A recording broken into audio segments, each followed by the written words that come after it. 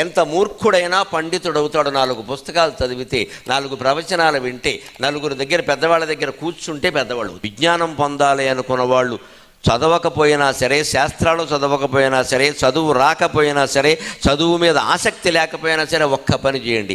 మీ ఇంట్లో ఉండే అమ్మమ్మ తాతయ్య, మా అమ్మ తాతయ్య వాళ్ళ పాదాల దగ్గర రోజుకు ఒక అరగంట కూర్చొని వాళ్ళని మాట్లాడమనండి. మీకు అపూర్వమైన విజ్ఞానం వస్తుంది. వాళ్ళ జీవితమే పెద్ద శాస్త్రం, నువ్వు వేరే ఏం చెప్పక్కర్లేదు. ముఖ్యంగా మహిళల దగ్గర, పెద్ద వయస్సు 70 ఏళ్ళు దాటిన మహిళల దగ్గర కూర్చోగలిగితే వాడు వేరే పుస్తకం చదవక్కర్లేదని వాళ్ళ జీవితం మొత్తం చెప్పేస్తాడు. మా చిన్నతనంలోనే చూసాంరా ఇలాంటి వాళ్ళని. వాస్తవమైన ఉదాహరణ, అదేం కల్పితం కాదు. మన అమ్మమ్మ, మన మామ, మన అక్క, మన అమ్మ ఎవరైనా చెప్తారు. దాంతో మన జీవితాన్ని నిర్మాణం చేసుకోవచ్చు.